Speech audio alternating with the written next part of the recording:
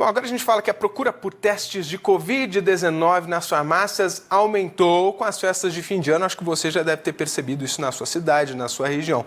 Bom, segundo o levantamento da Associação Brasileira de Redes de Farmácias e Drogarias, o número de testes rápidos realizados na segunda quinzena de dezembro cresceu mais de 50% na comparação com a primeira. Os estabelecimentos estão, inclusive, ficando sem insumos e sem horários para agendamento. Sobre esse assunto, nós vamos conversar agora com o diretor executivo da Abrafarma, Sérgio Mena Barreto. Sérgio, muito boa tarde a você. Infelizmente, o nosso assunto não é tão agradável, afinal de contas, a gente está falando até de falta de insumos devido a essa transmissão bastante grande, não só de Covid, mas também de influenza. Muita gente com sintoma gripal precisando ir à farmácia. Como é que está o balanço, né? Como que vocês estão enxergando isso? Boa tarde. Boa tarde, Gustavo, todos os ouvintes da News. Realmente está uma situação muito preocupante. A gente tem dobrado a quantidade de oferta de testes, mesmo assim está sendo insuficiente.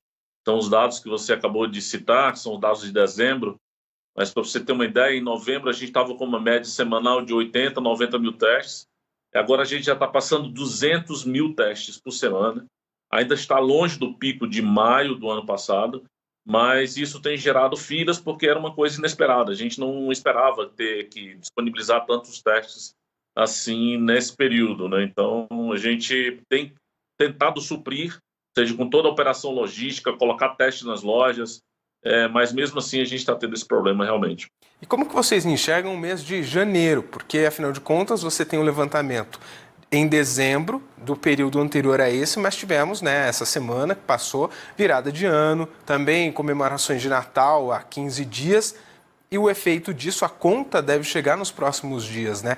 Há uma expectativa de potencializar o número de funcionários, enfim, operação das farmácias? Sim, na verdade a conta já chegou, então é muito difícil hoje conseguir teste para o mesmo dia. Então, geralmente, você enfrenta uma fila de 2, 3 dias para conseguir realizar um teste. Ou seja, todo o pessoal que passou ali, período de fim de ano, comemorações, festinha do escritório, foi para o Réveillon agora. Algumas pessoas estão voltando a trabalhar e outras continuam de recesso, mas me parece que a gente tem um misto aí, viu, Gustavo, de síndrome gripal e Covid. Então, assim, muita gente está indo fazer o teste para garantir que os sintomas que têm sentido não são de Covid, são de uma síndrome gripal.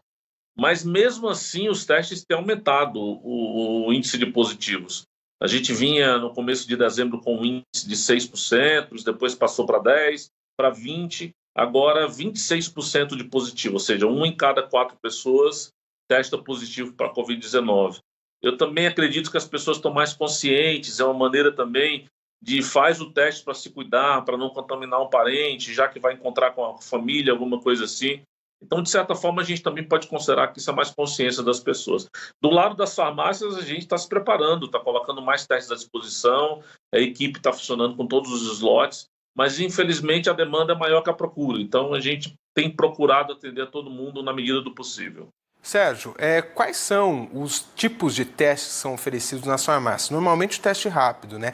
E aí, qual que é a efetividade de um teste como esse? Existe a possibilidade de um falso negativo ou, de repente, um falso positivo? As pessoas costumam ir 2, 3 vezes fazer teste, pessoas que, inclusive, eu já conversei, não, eu não positivei na primeira, na segunda, eu estava no mesmo período ali, já tendo os sintomas, e, de repente, na minha terceira testagem é que deu positivo. Como é que funciona isso? Na verdade, assim, o teste, hoje em dia, ele é absolutamente perfeito, é muito seguro. A gente tem a memória do começo da pandemia, onde realmente os testes eram muito ruins. Começou a pandemia, os primeiros kits eram chineses, vinham do antígeno, ou seja, da testagem chinesa. Depois os grandes fabricantes passaram a entrar nesse jogo. E hoje o que a gente tem é um teste de primeiríssima linha. O mesmo teste que é utilizado na farmácia é utilizado no laboratório de análises clínicas, é utilizado no hospital. Hoje, o teste de antígeno, que é esse que dá o resultado em 15 minutos, se transformou no padrão ouro. Antigamente, a gente esperava o PCR, você ia no hospital, esperava o PCR 3 dias, 5 dias para ter o resultado. Às vezes, 3, 5 dias representa a diferença entre a vida e a morte do paciente. Então, o teste de antígeno, esse que você vai lá, faz rapidinho, leva 15 minutos e é com alta efetividade, com alta qualidade, que é o que a gente tem hoje em dia, ele se transformou praticamente o padrão dos hospitais, das laboratórios e das farmácias.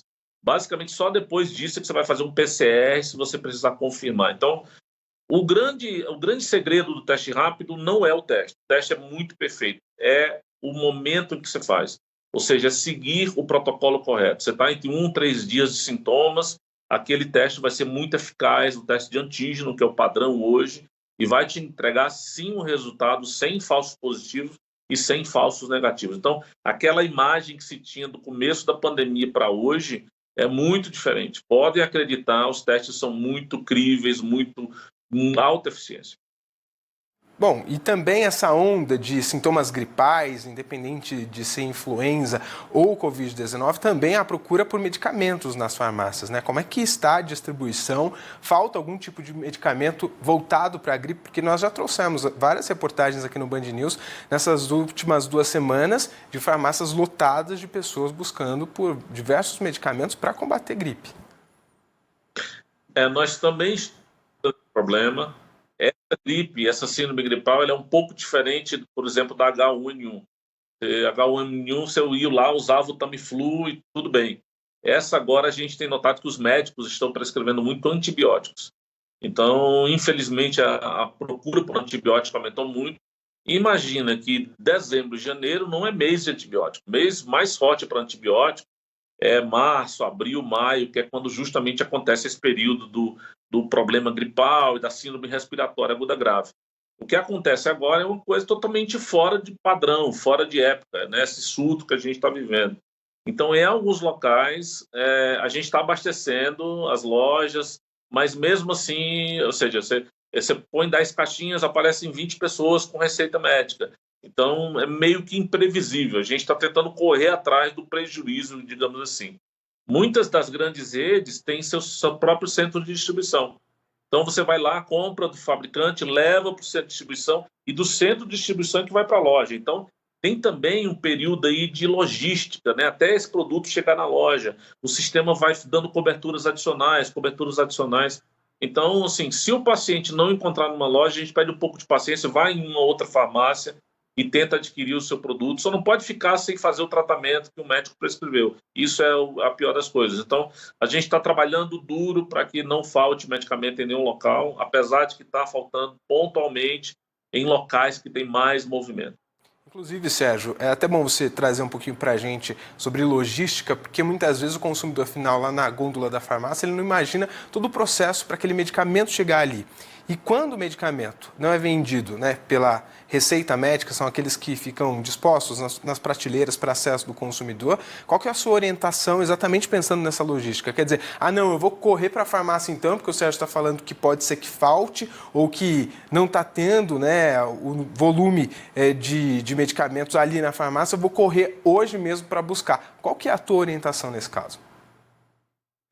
Não fazer isso, calma, né? Então, não faz sentido também fazer uma estocagem de medicamentos em casa. A gente não vive esse período de março de 2020. Eu lembro muito bem uma enorme corrida que houve às farmácias 2 anos atrás, quase 2 anos atrás, né, quando começou a pandemia mesmo, as pessoas iam lá e...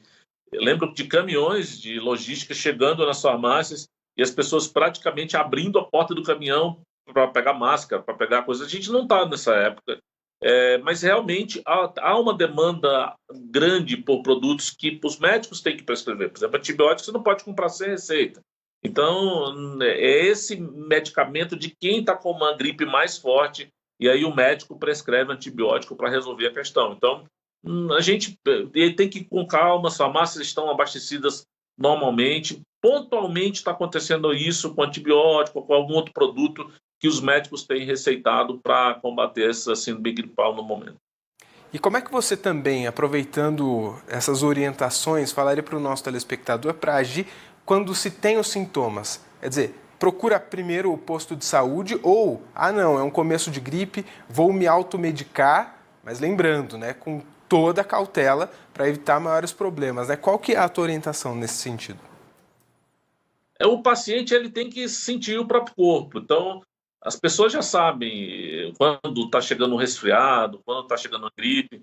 Obviamente que você pode, e existem medicamentos seguros, aqueles medicamentos isentos de prescrição, você pode tomar mão para combater. Eu estou com uma febre aqui, eu estou com uma dor no corpo, antigripal, o nariz, eu estou com o nariz está entupido, né, como a gente fala popularmente. Então, existem medicamentos seguros, os MIPs, que você pode usar para isso. Agora, você percebeu, você está utilizando aquilo, não funcionou, ou seja, que é muito diferente do que você já sentiu antes, aí a gente recomenda, faz um teste ou vai mesmo procurar um serviço de saúde. Porque aí, o medicamento isento de prescrição é para um sintoma autolimitado, que o paciente tem que saber como gerenciar. Fora disso, tem que procurar um profissional médico. Não adianta também se automedicar, achar que vai tomar um anti-inflamatório, um medicamento porque a vizinha passou, né? Então, a gente tem que ter um autocuidado responsável. Né? É isso que a gente prega, é isso que a própria Organização Mundial de Saúde também prega. Você pode contar sempre com o farmacêutico também na farmácia, ele vai te orientar, você vai conversar com ele vai te dizer o que fazer. E geralmente, quando o farmacêutico percebe que é uma coisa mais séria, vai te caminhar para o posto de saúde, vai te caminhar para o médico. Né? E assim que funciona. Os MIPs existem para te dar um conforto, mas até um determinado limite também. Ou seja, você está vendo que tem uma coisa mais complicada, vai no médico, que é o melhor caminho. Com as farmácias mais lotadas, ou seja, mais clientes, né, até atendentes precisando ser realocados para suprir todo esse movimento mais intenso, qual que também é a orientação da própria Abrafarma com relação ao tratamento desse cliente, né? Como é que os balconistas, os farmacêuticos ali dentro da unidade devem agir, também a população, para evitar que a farmácia seja um ambiente de risco? E aproveito também a nossa audiência, porque muitas farmácias, mesmo aquelas que não são de rede, como adotar medidas de proteção e também o próprio cliente para poder saber cobrar também desse estabelecimento? Desde o início da pandemia, a gente teve uma preocupação muito grande de criar protocolos, né, aqui na Abrafarma. Então, a gente reuniu nossa equipe farmacêutica, a gente tem um pós-doutor em farmacologia que nos ajuda nisso, que é o Cassiano Corrêa, que coordena o nosso programa de assistência farmacêutica avançada, e a gente criou um protocolo para tudo. Então, primeiro, para proteger o próprio profissional. A gente não queria perder um farmacêutico, ou seja, perder o profissional para ser afastado no caso de doença. E a gente viu isso muito acontecer na área, por exemplo. Farmácias fechando porque não tinha equipe, porque a equipe ficava doente. Então, a gente fez questão de desenvolver protocolos muito claros, e isso tem sido um sucesso na pandemia. Nós não fechamos as portas nenhum dia, nós não perdemos profissionais, a gente assim, esteve na frente de batalha. Pra você ter uma ideia, Gustavo, a gente já realizou 13 milhões de testes rápidos. Né? Eu vi muitas outras associações, as pessoas dizendo, nós defendendo que nós não fizéssemos testes rápidos. E nós fomos lá no governo dizendo, olha, nós temos que ajudar. E hoje, praticamente, o painel da Abrafarma é o grande painel brasileiro que vai medindo o andamento da pandemia. Todos os resultados do teste rápido vai para o governo federal, seja positivo, seja negativo, e abastece as estatísticas, ou seja, dá um norte de para onde a doença está, para onde a doença está andando. Então, assim, a gente tem todo um protocolo, acho que todo mundo já se acostumou a chegar na farmácia, ver que existe um certo distanciamento, tem marcação.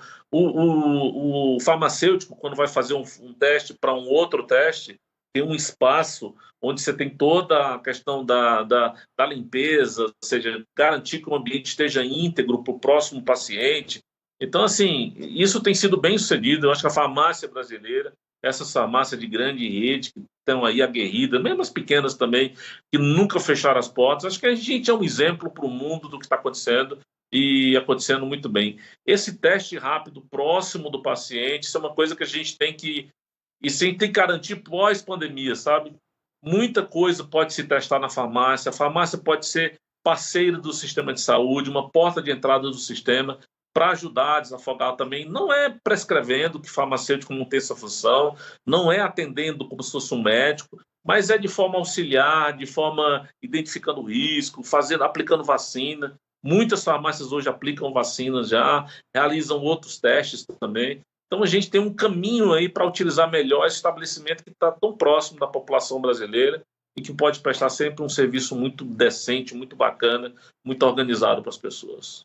É isso então. Dado o recado, se você de repente apresentou algum sintoma, saiba que você pode ir até uma farmácia fazer o seu teste rápido. Isso vai colaborar, claro, com a tua saúde e também com as pessoas que estão à sua volta, porque aí é chance de menos pessoas infectadas. E é o que a gente quer se ver livre dessa Covid-19 o quanto antes. Obrigado ao nosso entrevistado de hoje, o Sérgio Mena Barreto, que é diretor executivo da Abrafarma, a associação que representa as farmácias no Brasil. Uma ótima tarde para o senhor.